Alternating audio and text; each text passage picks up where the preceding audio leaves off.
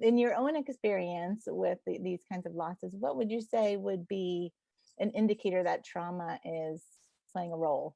Great question. Yeah, trauma's complicated like grief, and it's also very individualized like grief. So it Right. lies on a spectrum.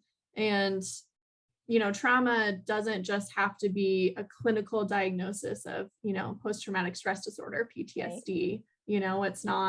It's not just for war veterans or, sexually abused children, which are kind of the stereotypes, of, oh, that's trauma. No, Right. it doesn't have to be like that. Trauma can be experienced by anybody.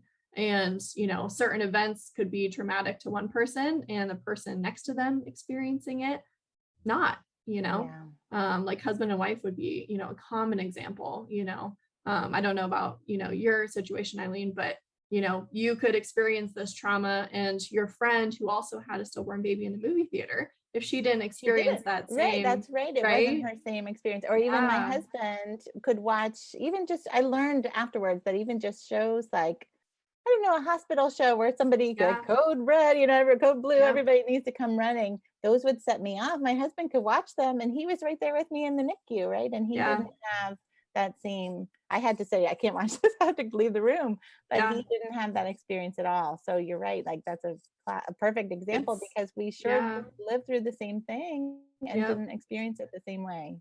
Yeah. Yeah. So exactly, trauma, it can affect different people differently. And so Yep.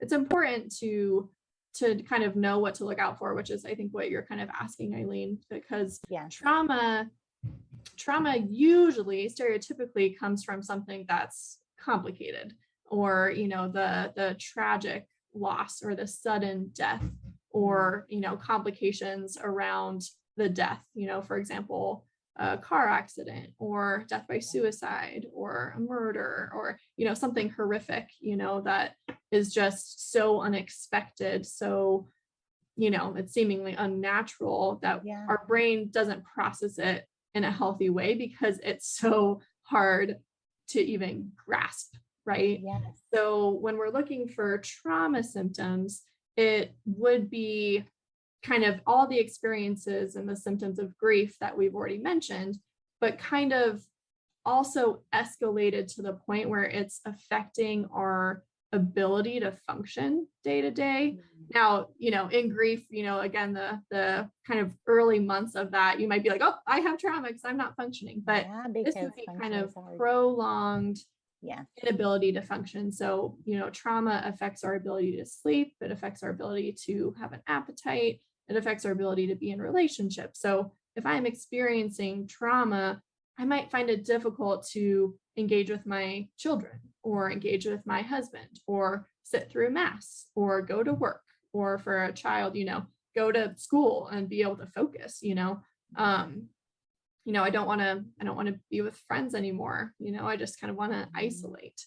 Um, and what you shared with your experience in the movie theater is also a huge component of trauma, which would be being brought back to the triggering event and Yeah. feeling like it's real. So with grief, we might say, oh gosh, I remember, what happened in the hospital, and like that makes me so sad. Trauma would trigger me to say, I feel in my body and in my heart and in my brain that I'm experiencing that over and over and over again. Yes. The Yeah. kind of clinical like flashbacks, that we would say are normal symptoms of trauma, or just the re-experiencing of it, that intensity would point me more to trauma than to Mhm. grief.